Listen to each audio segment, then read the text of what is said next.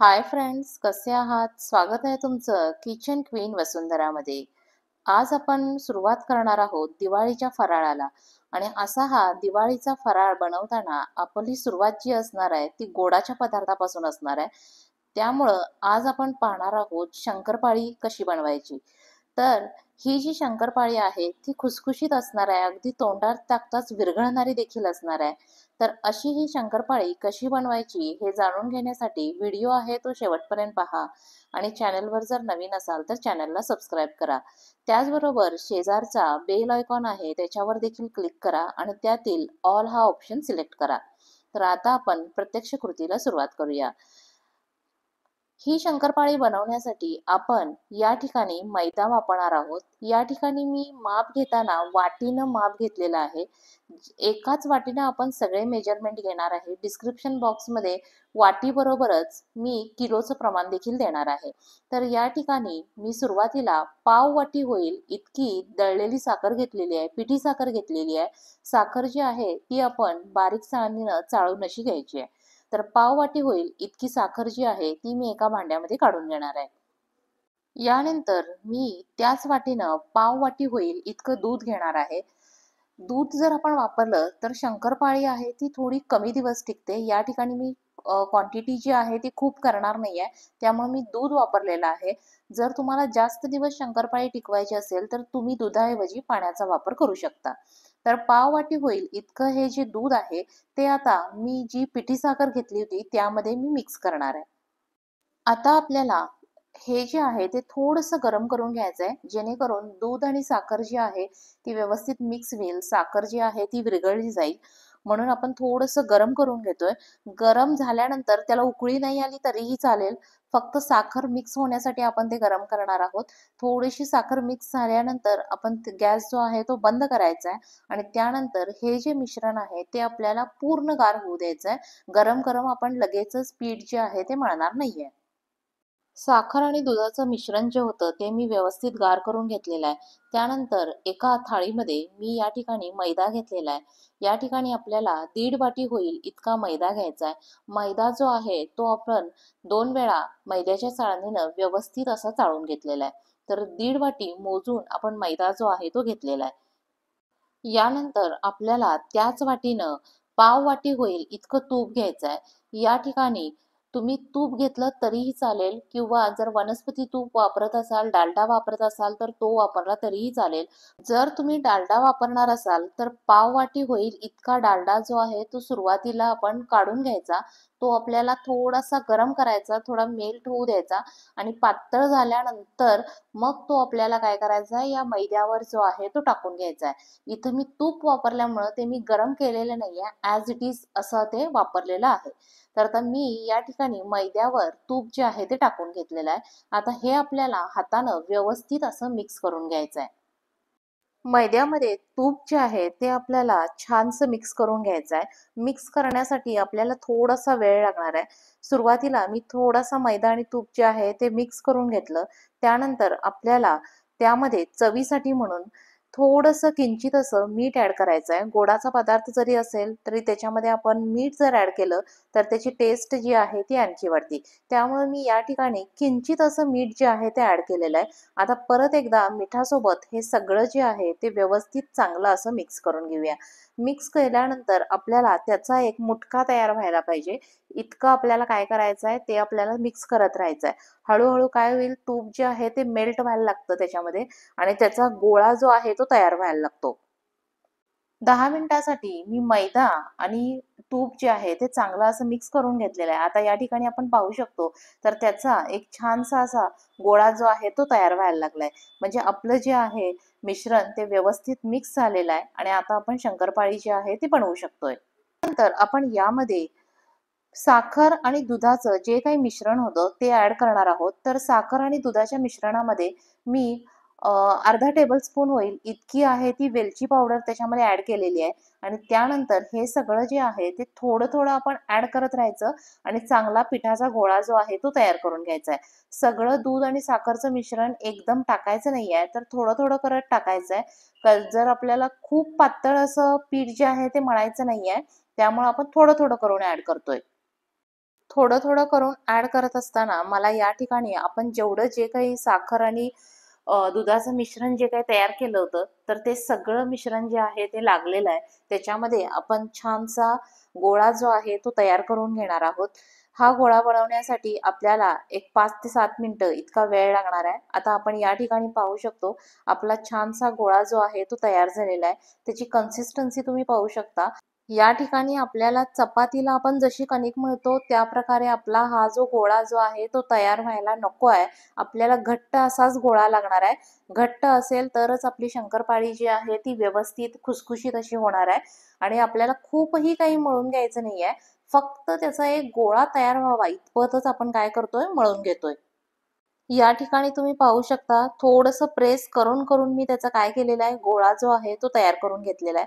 अशा प्रकारे आपला फायनली मैद्यापासून गोळा जो आहे तो तयार झालेला आहे. आता हा गोळा जो आहे तो मी अर्ध्या तासासाठी म्हणून झाकून ठेवणार आहे, जेणेकरून तो थोडासा असा मुरला जाईल आणि त्यामुळं आपली शंकरपाळी जी आहे ती छानशी अशी तयार व्हायला मदत होईल.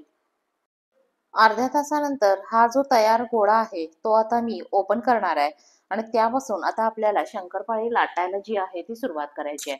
एका बाजूला मी तेल गरम करण्यासाठी ठेवलेलं आहे. आता या मोठ्या गोळ्यापासून आपल्याला छोटे गोळे तयार करून घ्यायचे आहेत. शंकरपाळी लाटताना आपल्याला खूप पातळ अशी लाटायची नाही आहे, थोडीशी जाड अशी लाटायची आहे. त्यानुसारच आपण गोळे जे आहे ते बनवून घेतोय. म्हणून मी इथं मोठ्या आकाराचे 3 गोळे होतील असे मी ते करून घेतलेले आहेत. हे गोळे जे आहेत ते आपल्याला लाटून घ्यायचे आहेत. लाटून घेताना आपल्याला जर लागत असेल तर आपण त्याला काय करतोय, थोडासा मैदा जो आहे तो लावून घेतोय आणि त्यानंतर आपल्याला हा गोळा जो आहे तो जाडसर असाच आपल्याला लाटायचा आहे. मैदा लावताना आपल्याला तो लागत असेल तरच आपण मैदा जो आहे तो लावणार आहोत.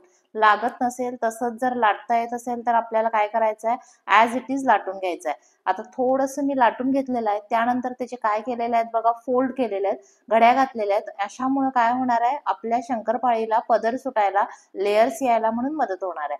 आता मी त्याचं काय केलेलं आहे, चौकोनी अशी फोल्ड करून घडी करून घेतली होती आणि चौकोनी आकारातच मी त्याला शक्यतो लाटून घेणार आहे. जेणेकरून आपलं जे कटिंग केल्यानंतरचं जास्त जे एक्स्ट्रा आहे ते आपलं निघणार नाही. त्यामुळं चौकोनी आकार होईल अशाच पद्धतीने आपण ते लाटून घेतोय.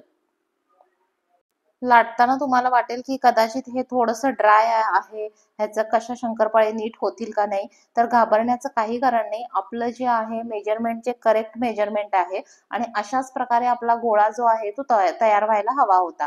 तर आपला गोळा जो आहे तो फायनली तयार झाला होता आणि त्याच्यापासून चौकोनी आकार मी ठेवलेला आहे आणि आणि थोडीशी जाडसर अशीच मी पोळी जी आहे ती लाटून घेतलेली आहे. आता आपण याच्या शंकरपाळी ज्या आहे ते कट करून घ्यायचे. तर सुरुवातीला मी एक व्यवस्थित चौकोन असा कट करून घेणार आहे आणि त्यानंतर आपल्याला त्याचे छोटे छोटे पीस आहेत ते कट करायचे. साईडचं कटिंग करून झाल्यानंतर निघालेला जो पार्ट आहे तो आपण पुढचा गोळा लाटताना त्याच्यामध्ये ऍड करून घेणार आहोत. तर आता या चौकोनापासून आपल्याला पिझ्झा कटरच्या साह्यानं किंवा सुरीच्या साह्यानं, चाकूच्या साह्यानं आपल्याला त्याचे छोटे छोटे चौकोनी असे तुकडे करून घ्यायचे आहेत.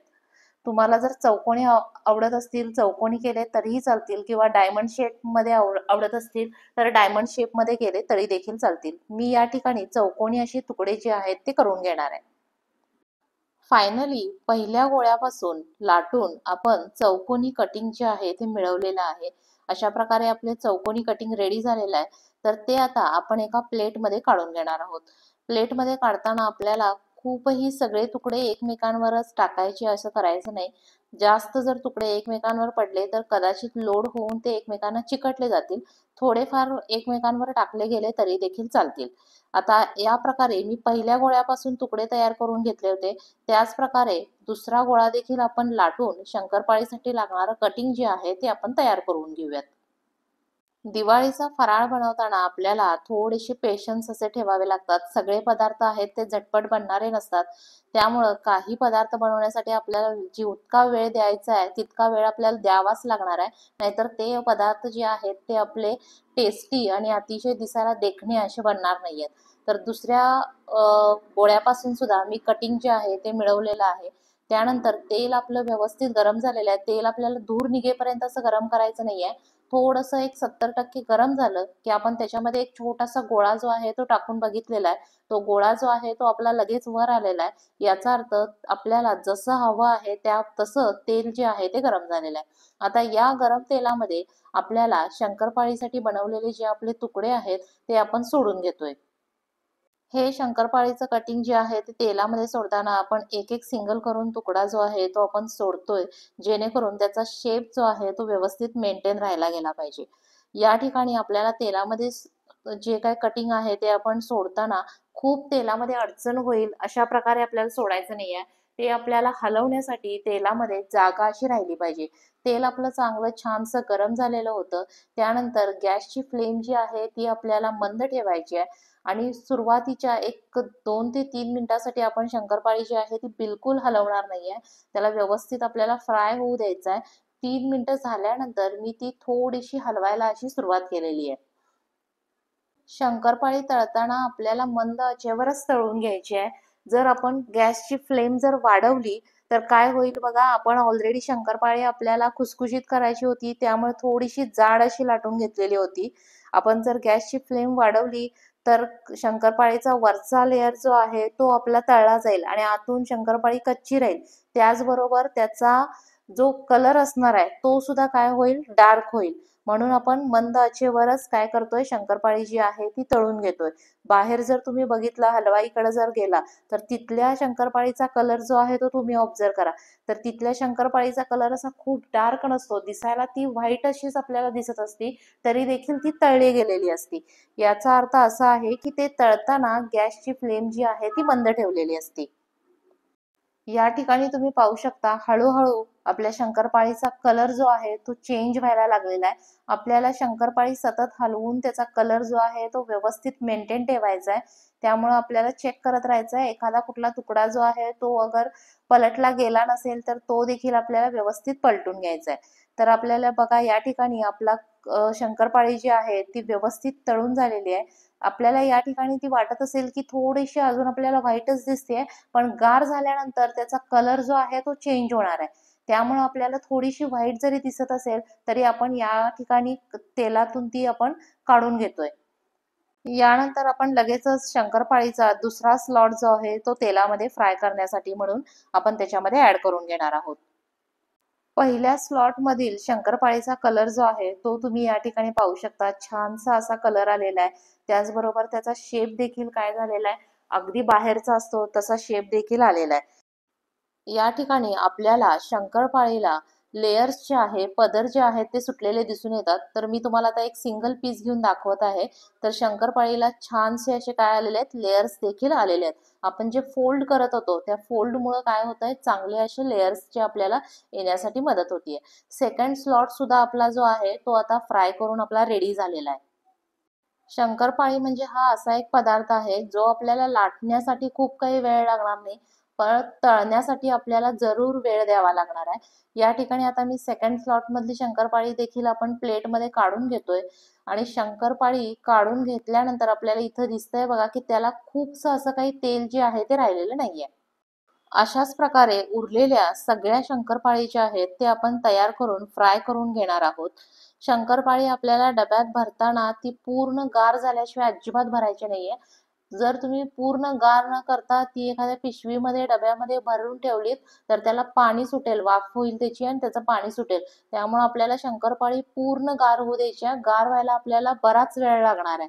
तर फायनली मी शंकरपाळी जी आहे ती व्यवस्थित गार करून घेतलेली आहे आणि आता या ठिकाणी तुम्ही बघू शकता त्याचा कलर जो आहे तो किती सुंदर आलेला आहे आणि आपली जी शंकरपाळी आहे ती अगदी तोंडात टाकताच विरघळणारी अशी तयार झालेली आहे. त्याची जाडी सुद्धा बघा व्यवस्थित अशी बाहेर सारखी मेंटेन झालेली आहे. यावर कुठेही आपल्याला तेल राहिलेलं अजिबात दिसत नाहीये. तर अशा प्रकारे आपली शंकरपाळी जी आहे ती तयार झालेली आहे. तर ही होती आपली आजची शंकरपाळी बनवण्याची रेसिपी. या दिवाळीला तुम्ही देखील ही शंकरपाळी जी आहे ती नक्की बनवून बघा.